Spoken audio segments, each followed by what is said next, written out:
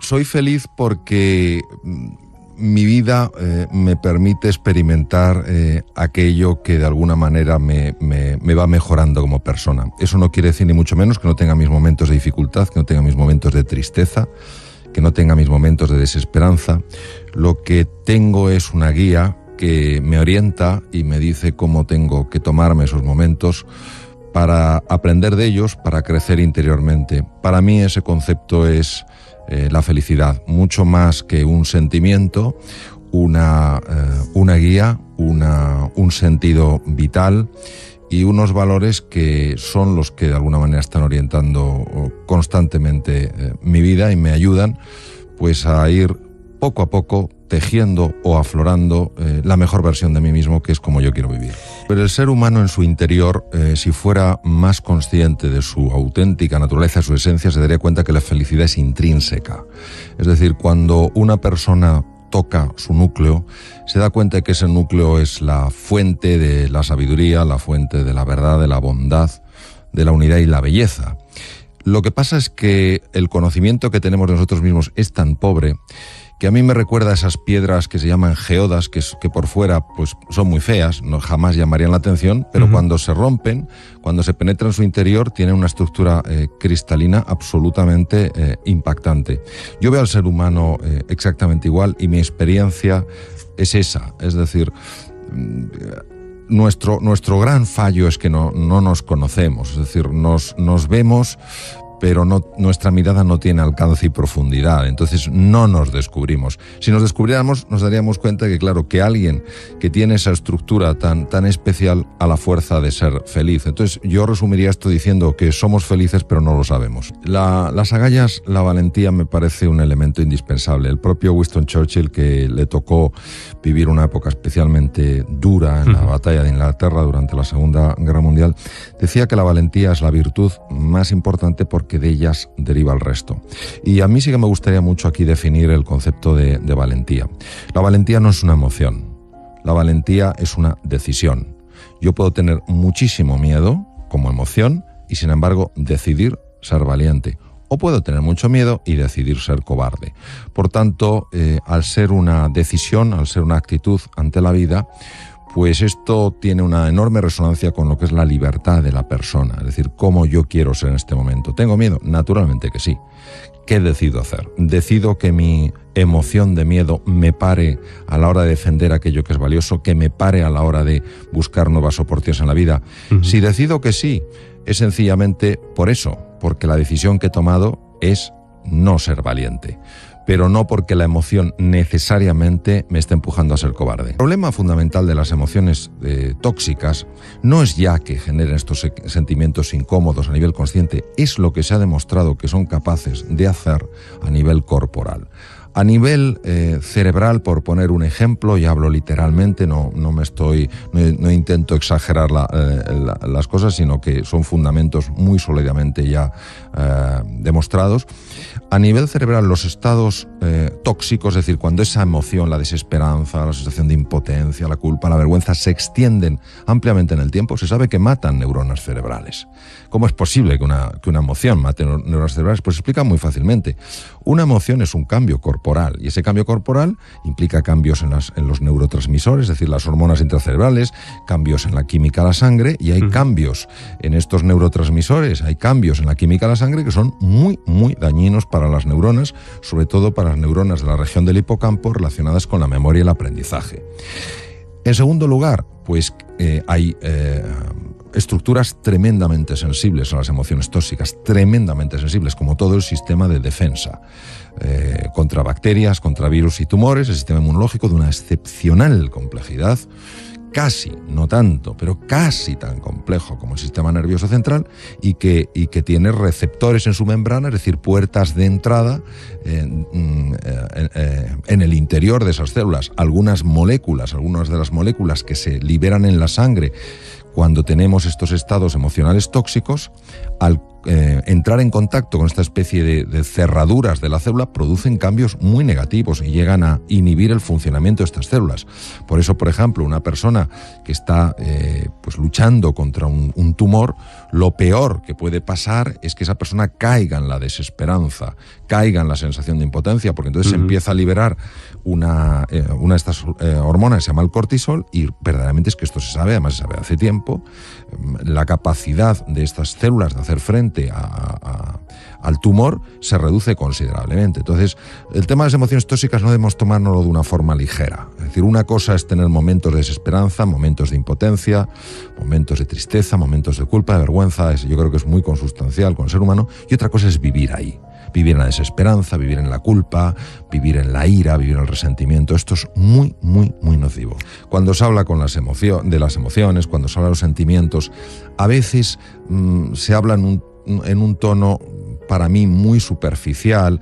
¿Qué pasa? Que yo quiero conocer cuál es el fundamento físico de las cosas, no porque crea que todo es físico, no porque crea que todo se explica desde las moléculas o las estructuras corporales, sino porque creo que la biología es una parte muy importante, es una dimensión fundamental de nuestra vida. Entonces, este conocimiento de dónde se origina el miedo, en qué centros cerebrales, por qué se origina, da mucha luz a la hora de saber cómo se gestiona. Por eso, precisamente en el cociente Agallas, una de las cosas en las que hago más énfasis es en explicar los estados afectivos del cerebro, de dónde surgen y cómo se puede gestionar. ¿Estoy diciendo en el libro que sea fácil? No. Estoy diciendo en el libro que es posible, pero ¿cómo vas a poder gestionar algo que no entiendes ni siquiera cómo funciona? Si tú lo conoces, puedes comprender y entonces puedes gestionarlo y puedes superarte. Ese es el objetivo. Por eso, para mí, la ciencia siempre tendrá en mi vida un papel absolutamente esencial. Ha habido desde hace mucho tiempo el típico debate, que es el debate eterno, ¿no? De se nace, se hace, se entrena, etcétera. Y un poco como diciendo, bueno, la persona se moldea por completo, o la persona nace hecha. Y por eso me gusta tanto la frase de Ortega, no somos un participio, somos un gerundio. No fantástica, fantástica. Exacto, es maravilloso, sí. No estamos hechos del todo, sino que nos vamos haciendo. Vamos a ver. Hoy se sabe, porque se pueden utilizar tecnologías muy sofisticadas en niños muy pequeñitos, por ejemplo, poniéndoles unas gorritas que tienen electrodos y que por tanto pueden detectar la actividad cerebral. Utilizando en niños un poquito más mayores cámaras de resonancia funcional magnética que no tienen radiación, que son campos magnéticos, y que una vez que el niño se ha acostumbrado a ese entorno, y para ello hay máquinas que son exactamente igual, pero no funcionan, pero hacen que el niño por lo menos se adapte a la máquina, y cuando se le pasa a la máquina auténtica no note diferencia. Es que claro, el funcionamiento de la máquina auténtica es carísimo, entonces claro, no se puede dar uno el lujo de que el niño se adapte en la máquina auténtica, porque eso son horas que es una fortuna lo que vale. Entonces se ha podido ver que hay niños que nacen ya con una predisposición clara a ser más optimistas en la vida, y hay niños que nacen con una predisposición clara a ser más pesimistas en la vida. Esto no debería sorprendernos, porque cualquier persona que tenga hijos o sobrinos y les ha llevado a una fiesta con otros niños se habrá dado cuenta de que algunos niños muy pequeñitos enseguida están explorando, jugando y relacionándose, y otros niños que se quedan pegados al padre, pegados a la madre, en un rincón, etc. Esto, ¿qué quiere decir? ¿Quiere decir que venimos determinados por naturaleza? En absoluto. Quiere decir que venimos por naturaleza con una inclinación, con una tendencia a ver el vaso medio lleno o medio vacío. ¿Por qué digo que es una tendencia? Porque hoy, gracias al conocimiento de la neuroplasticidad, es decir, de la transformación cerebral, y sobre todo lo que significa la fuerza al carácter, por eso el título, el cociente Agallas, se sabe cuando una persona está ilusionada, cuando una persona conoce estos procesos, cuando una persona está verdaderamente comprometida con entrenarse, le puede dar la vuelta a su personalidad como un calcetín. Es decir, una persona que nació con una tendencia a ver la parte oscura, negativa de la vida, empieza a ver el lado positivo. Claro, ver el lado positivo no quiere decir no ver la dificultad, quiere decir fijarse más en la oportunidad. Mientras que personas que nacen con la tendencia a ver el lado positivo, si se duermen en los laureles, si piensan que como ya han nacido con eso, pues está todo hecho, pueden ir perdiendo esa capacidad de ver el lado positivo, contaminándose a veces por la toxicidad que hay en el entorno, porque muchas veces, sobre todo en situaciones complicadas como la actual, donde la mayor parte de las conversaciones lamentablemente son de tono negativo, que es el tipo de contrario que tendríamos que tener, se van contaminando si no hacen un trabajo, porque se fían demasiado con lo que nacieron. Entonces, al final, es verdad que hay personas que nacen con una lotería, les ha tocado la lotería, han nacido con una capacidad, sobre todo, de ver el lado luminoso de la vida, y hay otros que han nacido con un desafío. Pero esto es como todo en la vida. Unos nacemos con unas cosas, otros nacemos con otras, y al final depende mucho no solo de ese temperamento con el que has nacido, sino de cómo tú, utilizando tu inteligencia y utilizando la fuerza de tu voluntad libre, vas moldeándote a ti mismo.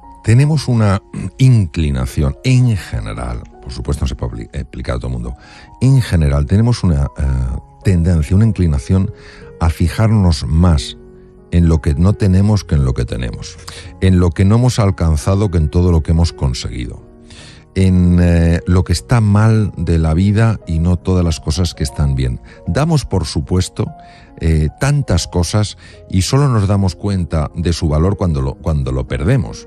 Es decir, yo qué sé, vas perfectamente por la calle, un día te da un tirón y te das cuenta de que te tienes que ir moviendo como puedes.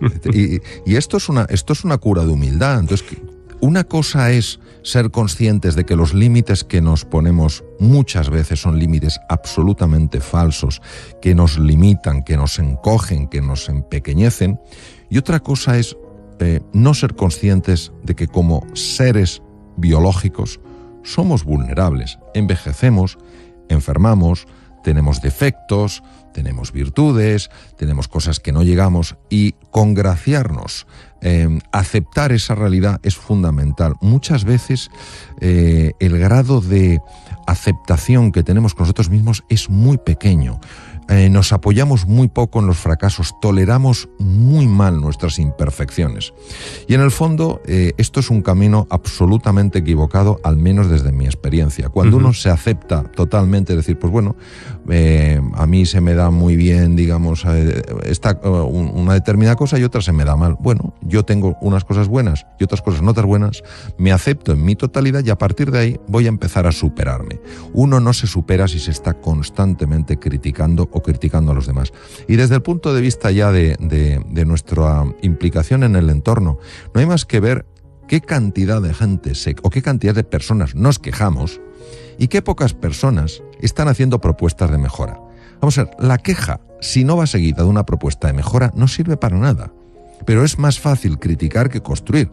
Mete más ruido un árbol en un bosque que se cae que 100 árboles que están creciendo. Entonces, claro, salvo que haya nacido uno con esa predisposición para ver el lado positivo, tiene que hacer un esfuerzo, tiene que hacer un trabajo diario para enfocar su atención en aquellas cosas de la vida que sí están bien, en aquellas cosas de la vida que sí pueden mejorarse. Si te gustó el video, dale me gusta y compártelo con tus amigos.